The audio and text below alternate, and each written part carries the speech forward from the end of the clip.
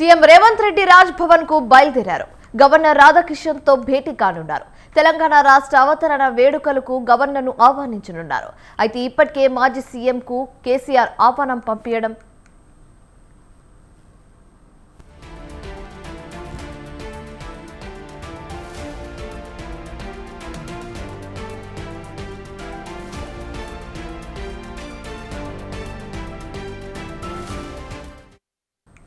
తెలంగాణ ఆవిర్భావ వేడుకలకు సర్వం సిద్ధం చేస్తుంది ప్రభుత్వం.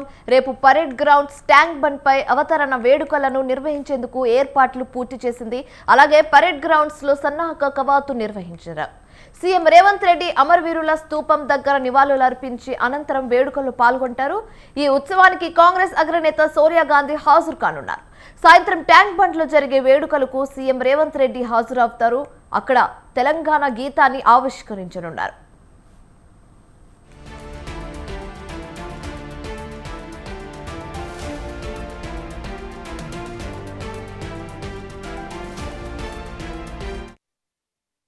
సీఎం రేవంత్ రెడ్డి రాజ్ భవన్ కు బయలుదేరారు. గవర్నర్ రాధాకిషన్ తో భేటీ కానున్నారు. తెలంగాణ రాష్ట్ర అవతరణ వేడుకలకు గవర్నర్ ను ఆహ్వానించనున్నారు. ఇప్పటికే మాజీ సీఎం కేసీఆర్ కు ఆహ్వానం అందింది.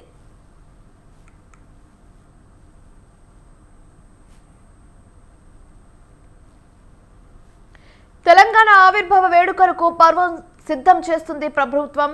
రేపు పరేడ్ గ్రౌండ్స్ ట్యాంక్ బండ్ పై అవతరణ వేడుకలను నిర్వహించేందుకు ఏర్పాట్లు పూర్తి చేసింది.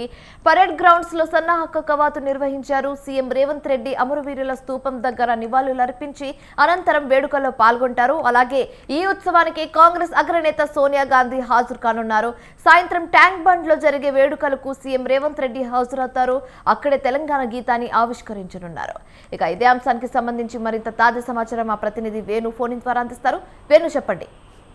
రాష్ట్ర అవతరణ దినోత్సవాన్ని ఘనంగా నిర్వహించేందుకు రాష్ట్ర ప్రభుత్వం అన్ని ఏర్పాట్లు ఇప్పటికే పూర్తి చేసింది. ఇక రేపు ఉదయం 10 గంటలకు పరేడ్ గ్రౌండ్ లో ఒక కార్యక్రమం ఉంటుంది. ఈ కార్యక్రమంలో ముఖ్య అతిథిగా సోనియా గాంధీ హాజరు కానున్నారు. మరోవైపు ఈ వేడుకలకు సంబంధించి ఇప్పటికే రాష్ట్ర ప్రభుత్వం తెలంగాణ ఉద్యమంలో పాల్గొన్న ప్రతి ఒక్కరిని కూడా ఆహ్వానించింది.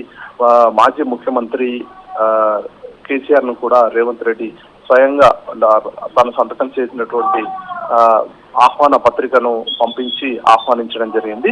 ఇక మరోవైపు మరికొద్ది సేపట్లోనే గవర్నర్ తో ముఖ్యమంత్రి రేవంత్ రెడ్డి భేటీ కానున్నారు. ఇప్పటికే తన నివాసం నుండి గవర్నర్ కలిసేందుకు రాజ్భవన్ కి చేరుకుంటున్నారు.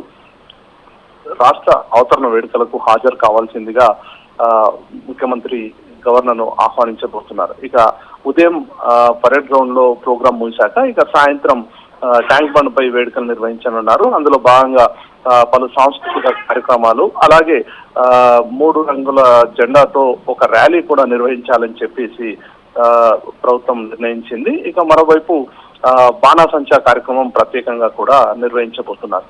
మొత్తంగా 10 సంవత్సరాలు పూర్తవుతున్న సందర్భంగా రాష్ట్ర అవతరణ వేడుకలు ఘనంగా నిర్వహించాలని చెప్పి రాష్ట్ర ప్రభుత్వం భావిస్తోంది. అందులో భాగంగా ఇప్పటికే ఏర్పాట్లన్నీ కూడా పూర్తి చేసింది. Right, thanks for the updates Venu.